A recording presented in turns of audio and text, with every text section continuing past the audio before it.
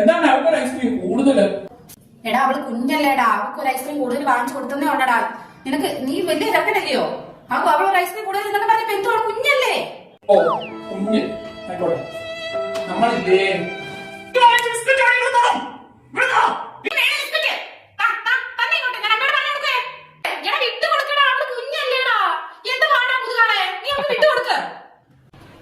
എടാ ഒരു കൂട് മുളക് പൊടി ഇച്ചിരി മല്ലിപ്പൊടി കൂടെ 250 ഗ്രാം മല്ലിപ്പൊടി കൂടെ കടയിൽ പോയി വാങ്ങിച്ചേ. അവളോട് പറയാം, അവള് വെറുതെ ഇരിക്കുവോ അവിടെ? ഞാൻ ഇവിടെ തുണി തേക്ക് പറ്റിയോ? ഞാൻ പണി ചെയ്യാൻ പറ്റിയോ? കുഞ്ഞ്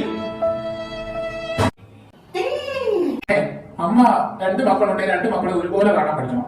അവക്ക് ഇച്ചിരി കൂടെ കൂടുതൽ സ്നേഹം. ഞാൻ ഒരുപോലാടാ കണ്ടിട്ടുള്ളത്.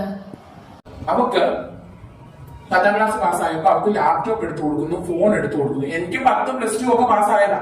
എനിക്കാരും ഒരു മണ്ണാകട്ടെ എടുത്തു തരുന്നതായിട്ട് ഞാൻ കണ്ടിട്ടില്ല.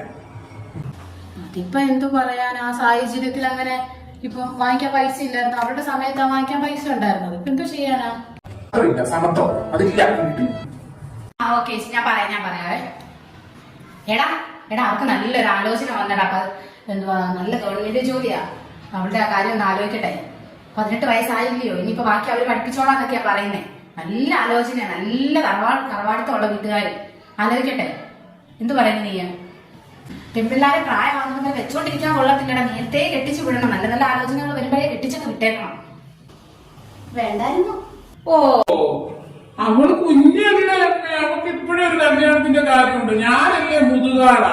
അപ്പൊ എന്റെ കല്യാണം കഴിഞ്ഞിട്ട് അവളുടെ കല്യാണം നടത്തിയാൽ മതി. മുതുകാളായിട്ട് നിൽക്കുന്ന എന്റെ കല്യാണത്തിന് മുമ്പ് അവർക്ക് കുഞ്ഞല്ലേ എന്നും പറഞ്ഞ് നടക്കുന്ന അവളുടെ കല്യാണം അതിന് ആദ്യം നടത്തുന്നത്.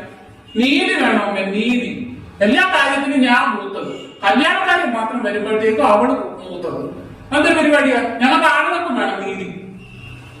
ദുഷ്ടൻ.